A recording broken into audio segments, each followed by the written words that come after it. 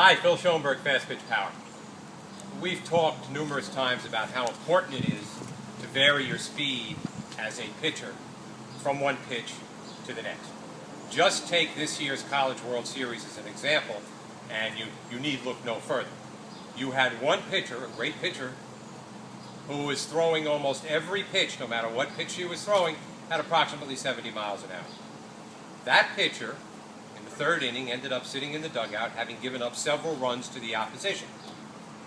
The other pitcher, however, who was capable of throwing the ball in the mid to upper 60s, was hitting that level only 30 to 40% of the time, and the rest of the time varying her speeds to keep the hitters off balance.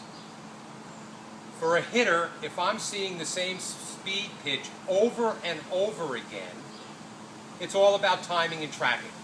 I have to track the ball, I have to time the ball. Eventually, a good hitter is going to be able to hit a pitch no matter how fast it's thrown. However, if I am expecting a 70-mile-an-hour pitch and I get 63 miles an hour, I also have to add recognition to the equation.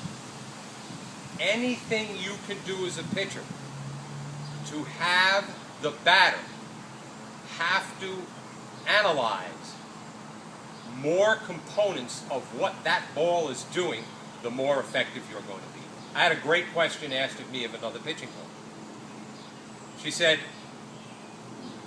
I'm struggling with not the concept of varying speeds, but getting my young pitchers to understand how to vary the speed without deceleration, without slowing their hand down in the throw zone. This is crucial and a great question. You've heard, I'm sure everybody who's watched a baseball game listens to announcers talk about how a pitcher pulled the string, took something off that one. Well, I personally think that that is a misrepresentation of what actually happens. It's not taking something off the pitch, it's putting less on it. So I can accelerate. If I'm driving a car, I can accelerate from 0 to 60. I can accelerate from 0 to 70. In both cases, I have accelerated, not decelerated. In just one case, I have accelerated less, and in the other case, I have accelerated more. Now, this may seem like semantics, and it may seem like a very fine point, but it's very important to understand that, because you're going to lose command of the strike zone if you're slowing your hand down to vary your speeds, and you're going to be tipping your pitches. This is especially true with a changeup, where the speed differential may be 15 miles an hour off of your fastest pitch, but your hand speed is exactly the same as your fastest pitch.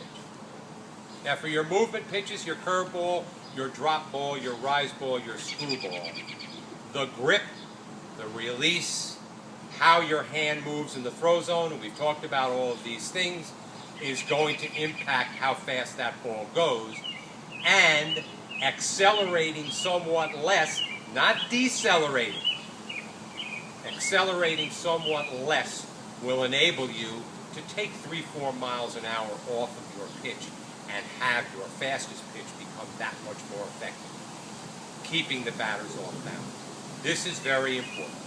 And it is a matter, there is no magic pill you can take. It is a matter of practice and feel, but you never as a pitcher want to get the feeling that you are slowing your hand down in the throw zone. You may not speed it up as much from one pitch to the next, but you're never slowing it down. Very, very important. I hope this has been useful. Keep your questions coming. I will try to answer them as best I can. Talk to you next time.